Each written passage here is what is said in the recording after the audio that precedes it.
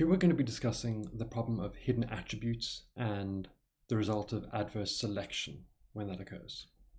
So, to discuss this, we're going to talk about the lemons problem. So the lemons problem is down to American slang, where a lemon is a car you discover which is defective after you buy it. Now, this kind of discussion that we're going to use is down to George Akerlof, who's an economist born in 1940 and who initially posed the lemons problem in a paper that has subsequently become incredibly famous. So here's the thing. He said that the problem of the existence of lemons posed to economic markets can be illustrated in a model of a used car market. So think about this. The principals are the prospective buyers of cars. The agents are the people who would sell the cars. The hidden attribute, whether the car is a lemon, is known by the seller. It is not known by the buyer. Okay, so where do we go from here? Let's construct the example as follows. Imagine that every day 10 owners of 10 used cars are considered selling their cars. These cars differ in quality, measured by the monetary value of the car to their owner. Okay, so where do we go from there? There are many prospective buyers of the cars. Now, each prospective buyer, remember the buyers are the principals, would pay a price up to its true value, but not more, and that's their willingness to pay for the car. Now, what's the case on the side of the sellers, the agents here? Well, sellers do not expect to receive the full value of their vehicle, of their car, but they are willing to see if they can get just a little bit more than half the true value. And that is their willingness to sell the car. So if they can get any price, which is say £1 or $1 or €1 more than half the value of the car, they'd be willing to sell the car. But anything less than that, they wouldn't be willing to sell. Okay, now the potential economic gain, the thing that they can distribute between the two of them, is the sum of the buyers and sellers surplus. And that's going to be half the price of the car. Now, what will happen if information in this market is complete? That is, if buyers can totally determine the value of the underlying car they would purchase and then bargain over the price with the seller. What's that going to look like? How is that different or similar to what we did in Chapter 9? So I'm not going to tell you the answer here, but I want you to think for yourself what would happen in this market if the information were known and contracts were complete. So complete contracts, verifiable information, and so on. No asymmetric information. Think about that for yourself. What would we expect to happen? Okay. Next. What happens if information, on the contrary, is incomplete and buyers cannot ascertain the quality of any car that is for sale? They don't know if it's good quality, they don't know if it's medium quality, they don't know if it's poor quality. They just don't know. All the cars look the same, at least when you initially try to test drive them. So, let's proceed as follows. On day one, all cars are put on the market and sold at their true value, which is the highest price they could have been sold at. Now, the average value of these cars is $4,500. So the most buyers are willing to pay on this day is $4,500. Okay, so what are we doing here and what is the example that we're constructing? Imagine 10 cars, and what we're saying here is the cars are worth increments of $1,000. So 0, 1,000, 2,000, 3,000, 4,000, 5,000, 6,000, 7,000, 8,000, 9,000. Take all of those and think about what the average value of those cars are.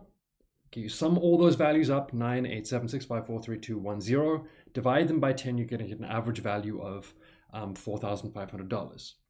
So the average value is $4,500. So the most the buyer is willing to pay is $4,500 for an individual car. Okay, now think about that. If you're the person whose car is worth $9,000 and the minimum you're willing to accept is $4,501, but the maximum someone is willing to pay is $4,500, what's going to happen there? Well, on day two, each prospective seller expects a price of $4,500 at most. Most sellers are happy with this, as this is more than half the true value of their car. But what's happened to the guy whose car was worth $9,000? Is he still in the market?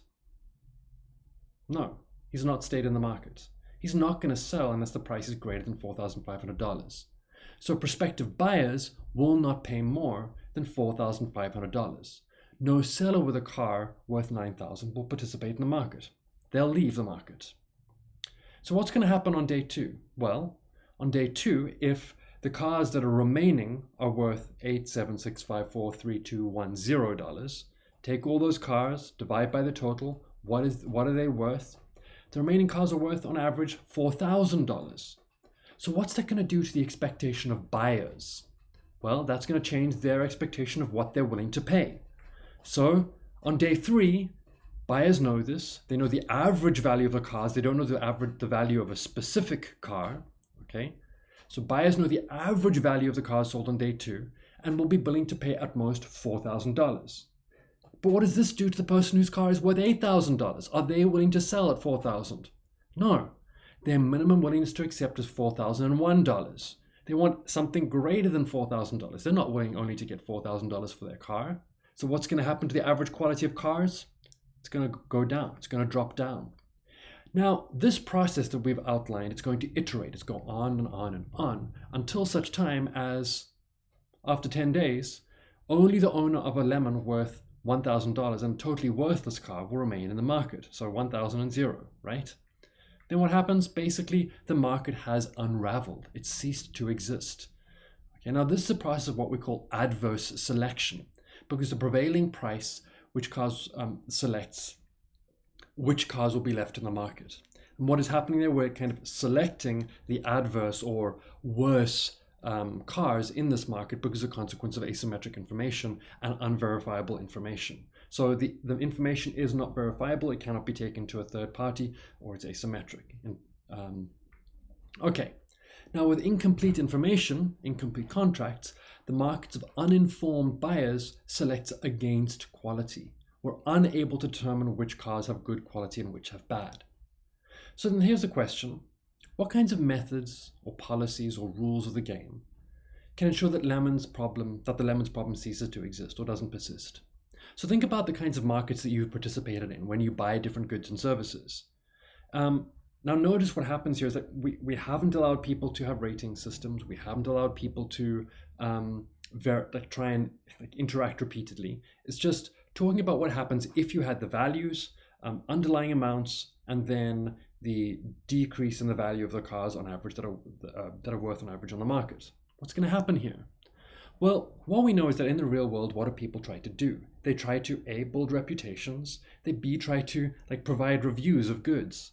They provide some kind of verification about the quality, stamps of approval, and so on.